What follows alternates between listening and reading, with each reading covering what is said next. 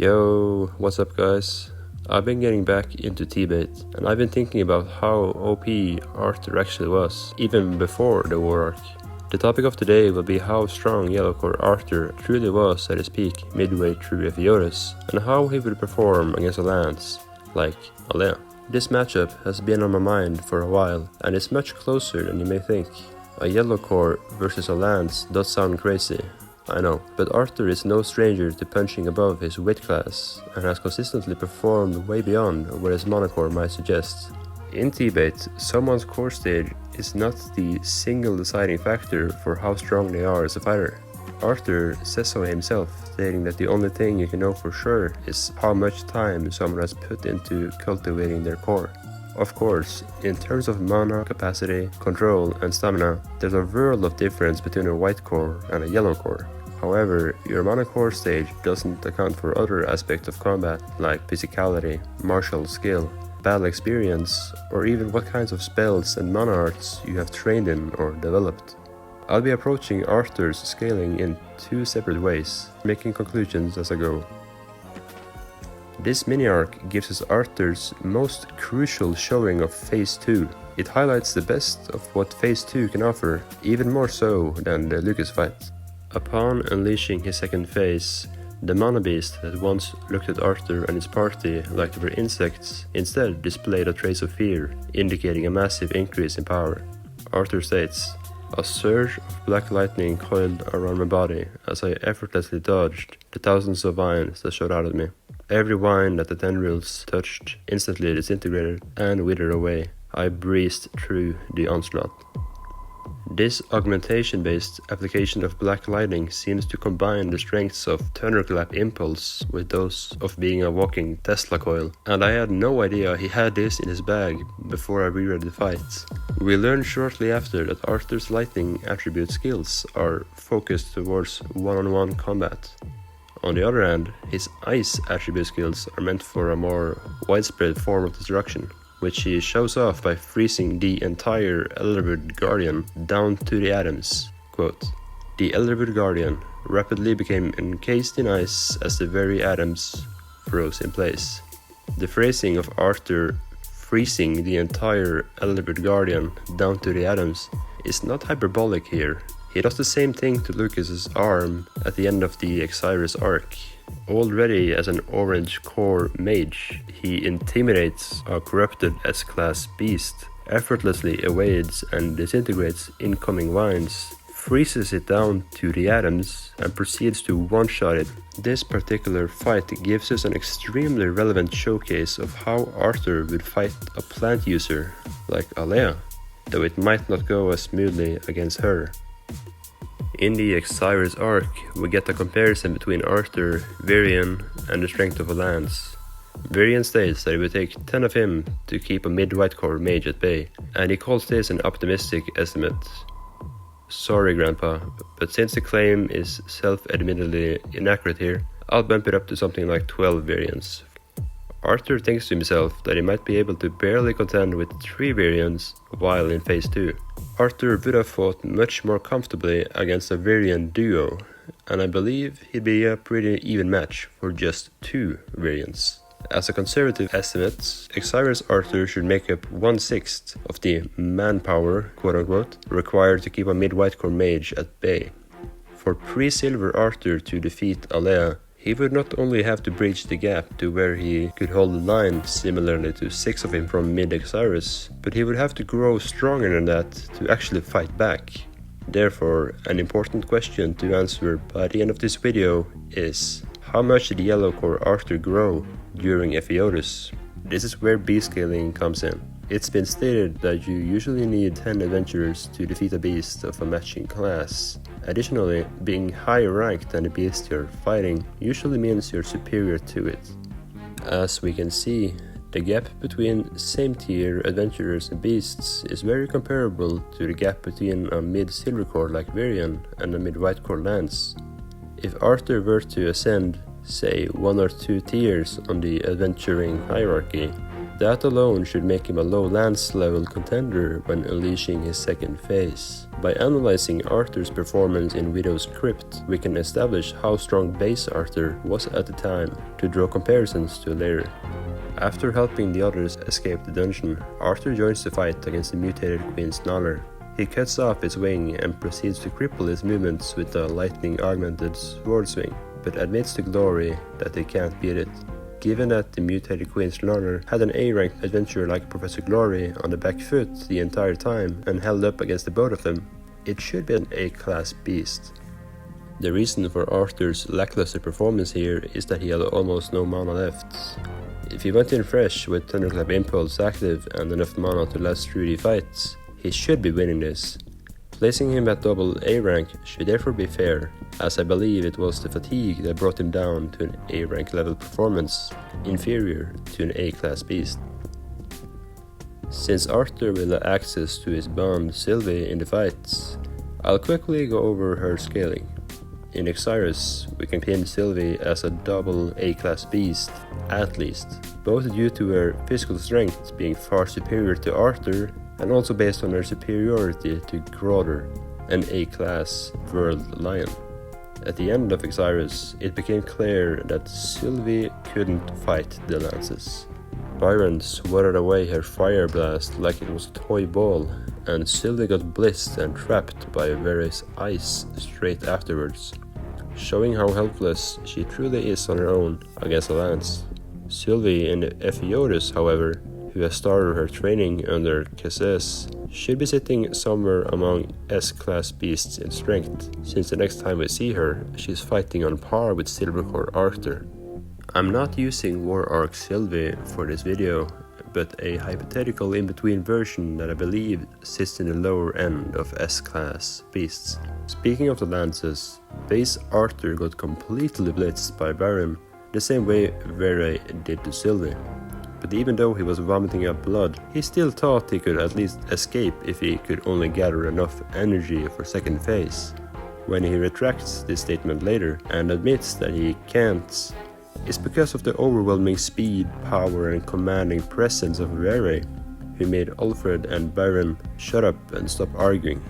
It's very plausible that a fresh Arthur could get away from Byron or Alfred, but Vere seems to be too much for even Static Void to bail him out. Cynthia also echoed this sentiment when they met in the Flying Castle prison. Arthur clarifies that he had to use most of his mana to fight Lucas, and that he didn't have enough strength to escape the lances. I don't think Arthur surviving Byron's lightning is a feat to consider. We know Byron was enraged and definitely wanted Arthur dead for what he did to Lucas. But Byron also said that wasn't enough for the likes of Arthur, so it's very possible that the first bolt he used was only meant to restrain Arthur before the beating.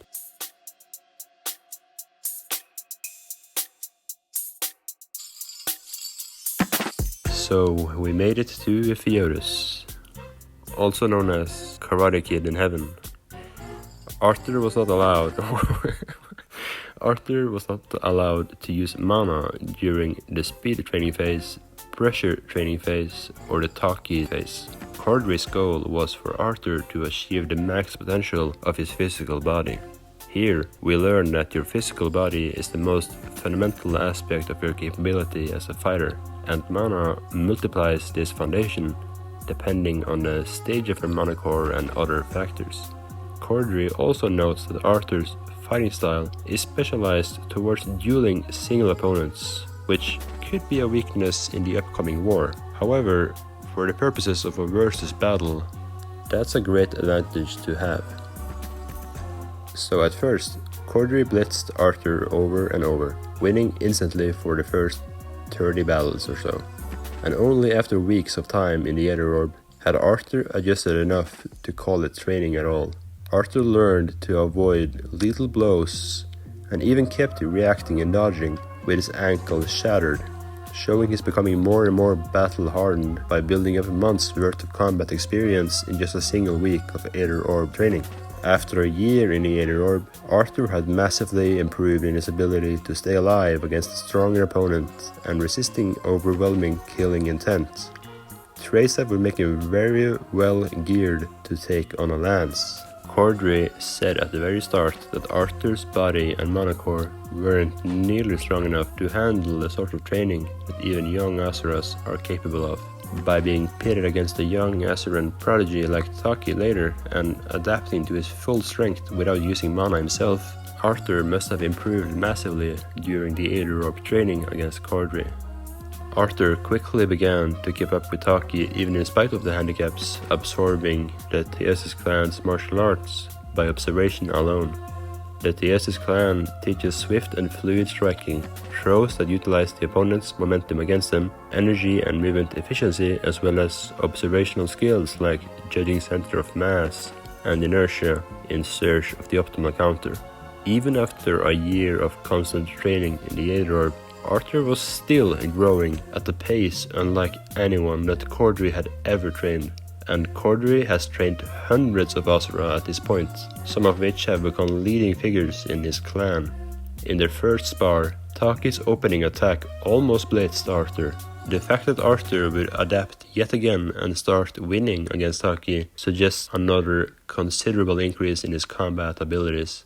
To judge how much stronger Arthur really got by the end of all this, the question becomes, how strong is Taki?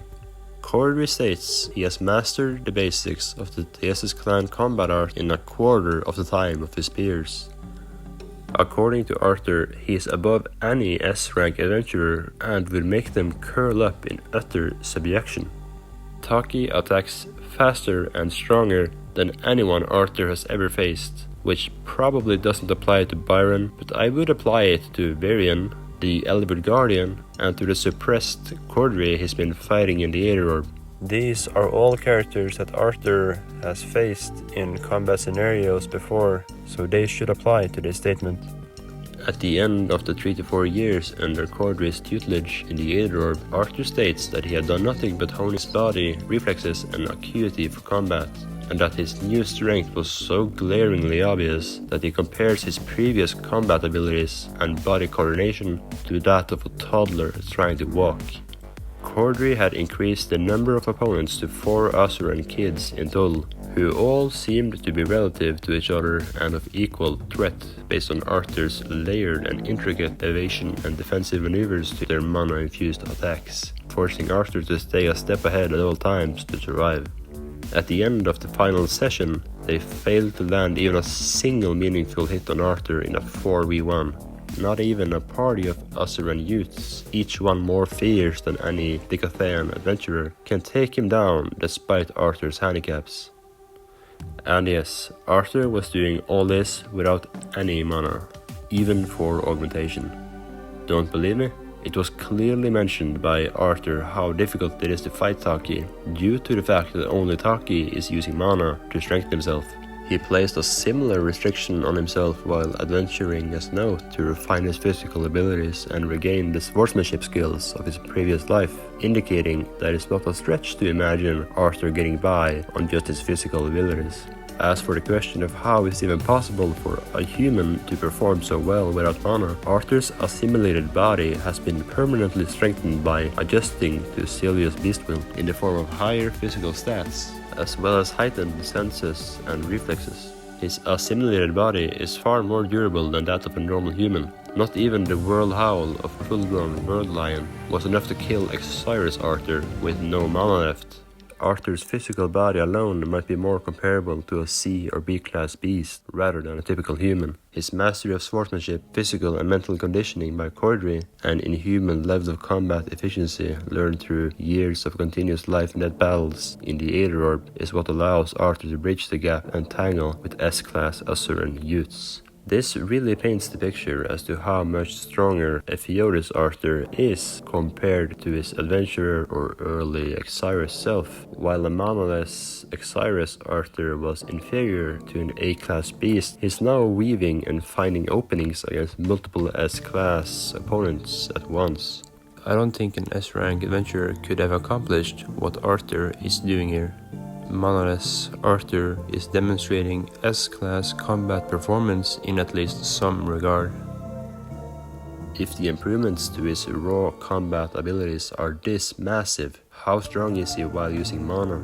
Or heck, in Realm Heart, a mana-augmented Arthur should effortlessly defeat a no-mana Arthur. And Phase 2 Arthur, compared to his augmented self, is probably a similar situation, meaning he should upscale massively from this physical foundation.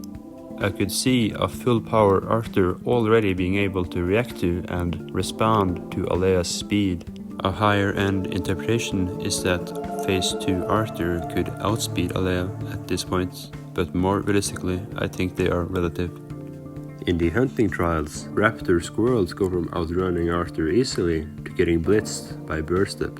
Silver panthers evade him for a while until he refines Burst Step to version 2. Judging by these feats, Burst Step increases speed by at least one blitz chain tier.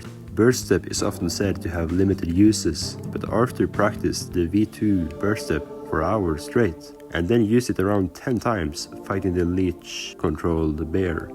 Now, while all these feats makes him more than fast enough to fight Alea and makes him clearly superior in combat skill and hand-to-hand experience, the most contested aspect of this matchup when I've discussed it with others is whether a yellow core Arthur can even hurt a lance like Alea.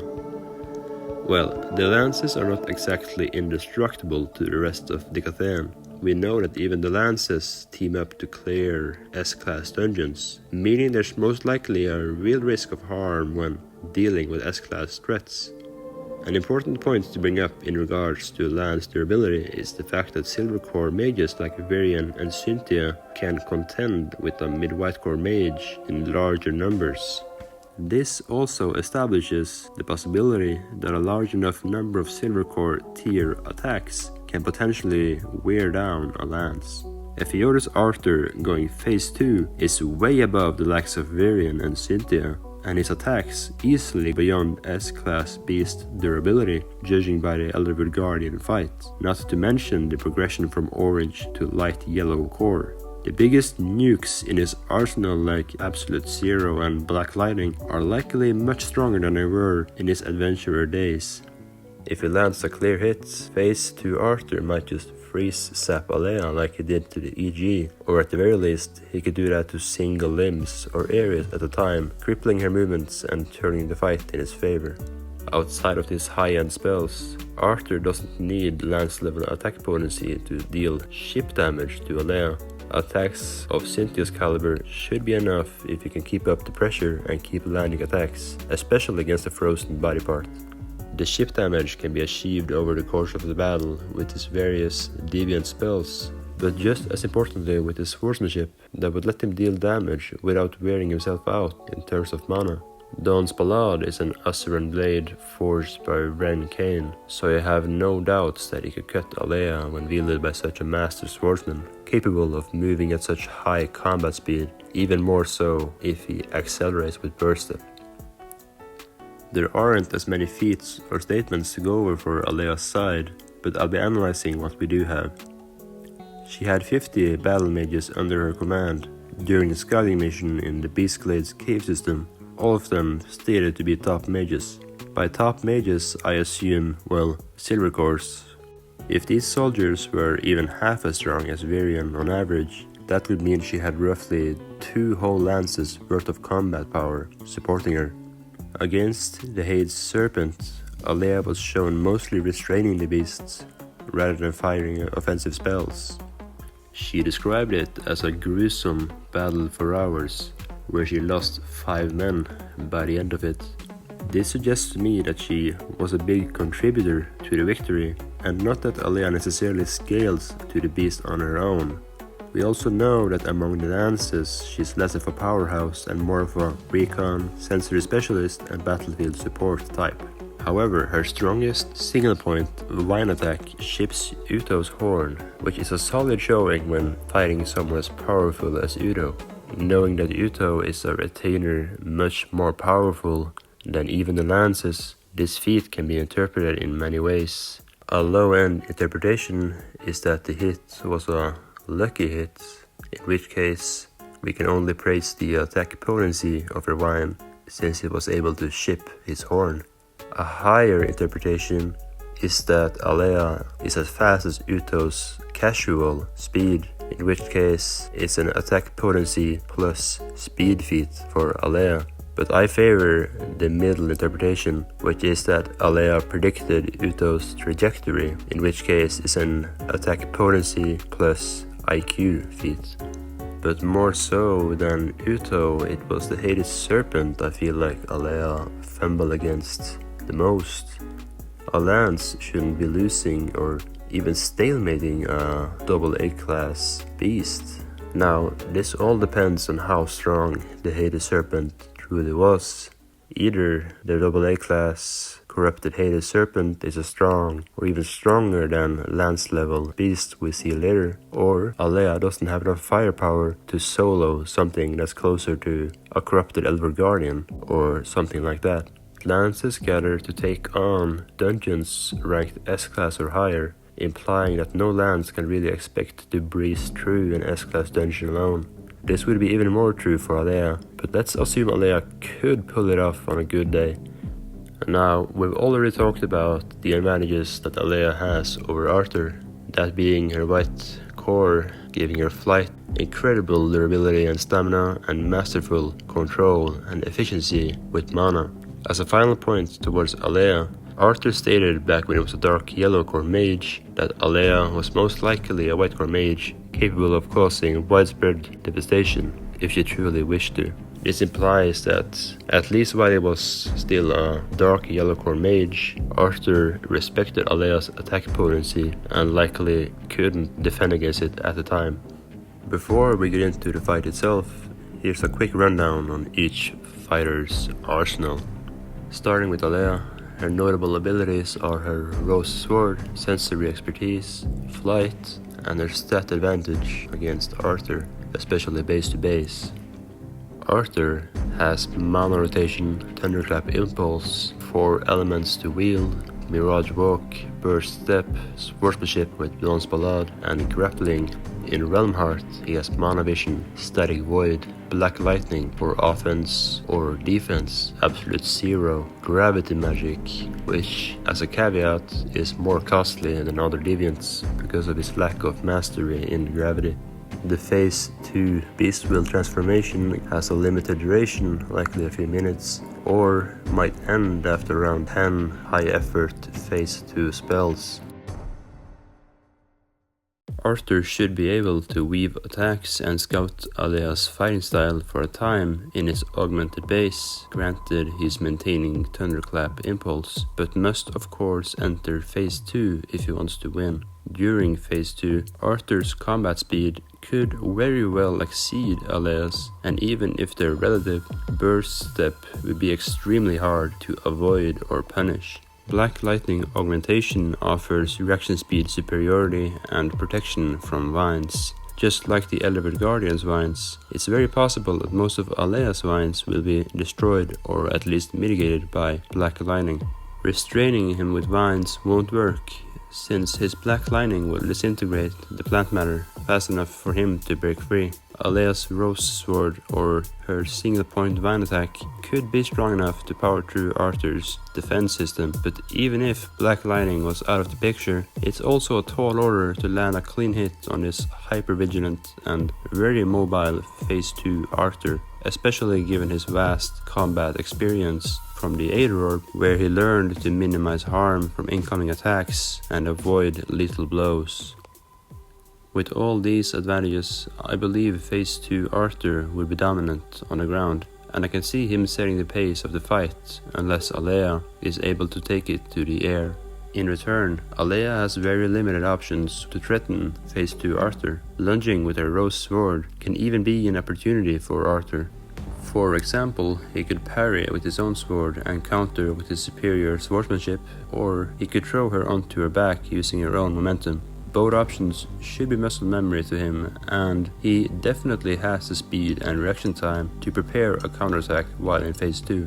As a bonus, his Black Lightning might grill Alea while in close proximity with Arthur, forcing her to shield against the tendrils and thus preventing her from fully guarding against the impact of the counterattack or the throw. Alea's best win con is a drawn-out and/or aerial battle. She wants to use her white core flight ability to avoid Arthur's pressure until phase 2 runs out. If Arthur chases after her on Sylvie, Alea could probably down Sylvie with a few well-placed piercing vines, but Arthur complicates this task since he would anticipate any spells being formed with his monovision and warn Sylvie or counter the vines if he has to. Grounding Sylvie, and by extension Arthur, is essentially a sure win con for Alea, so I'm sure Arthur would avoid this at any cost. On the other hand, getting Alea back to the ground lets Arthur fight where he has the advantage, so he would be looking to knock her out of the air if possible. Gravity magic is a possible, if a bit mana-costly option to ground Alea if he's able to hit her with it off guard. Alea might be able to resist his gravity magic as a white core mage, so to be sure Arthur could leap off Sylvie with burst step before increasing the mass behind the strike in order to bring Alea crashing into the ground. Static Void could be a force multiplier for this, keeping Alea stationary and ensuring that he lands the hit. However, this whole exchange might drain as much as a third of his phase 2 budget depending on how he does it, so it's more of a last resort option. Still, this is the type of thing I imagine Arthur could pull off to close out the fight. If Alea were to be stunned by the impact, Arthur would likely end her while she's down, but it's also possible Alea could tank the impact and counterattack while Arthur is recovering from the landing. Keep in mind that Alea doesn't know much about Arthur or his expansive arsenal of strange spells and abilities, which would give Arthur unfair opportunities, as Alea time and time again would leave an opening to something she couldn't possibly have predicted Arthur to have access to. Some examples might include when he reveals Burst Step to punish a sloppy evasive maneuver, when he casts Static Void for the first few times and Alea has no idea what's going on, when he first uses Monovision to predict a spell that Alea thought was a mix-up, and the list goes on. With all of Arthur's advantages in his fights, I'm confident in saying he not only is a match for Alea, but a bad matchup for Alea, with the tools required to bring her down, despite the core gap. My take on who wins depends on which type of fight we're talking about. On the ground, I've got Arthur, and I think he wins 7 or 8 times out of 10. He's just that much of a threat. If Alea is flying off rip, I've got Alea, and I think she wins like 7 or 8 times out of 10 in that scenario. In a middle ground scenario, where both types of engagement takes place, I believe it's a challenge for Arthur, but something he should be able to overcome together with Sylvie, winning 6 times out of 10 in my opinion. If he weakens Alea before she even gets to fly, it becomes that much easier to chase after, tag her, and potentially finish the job mid-air. So, what do you guys think about this fight? Is it a stomp for Alea, or does Arthur have a chance? Am I Arthur's biggest hype man ever, or does this make sense? Don't get me wrong, if this was any other lands, I think Arthur clearly loses. But against Alea, he has both the matchup advantage and just good enough stats. Anyways, if you made it through this, thanks so much for watching, you're awesome. Please feel free to press all the silly little buttons, and have a nice day.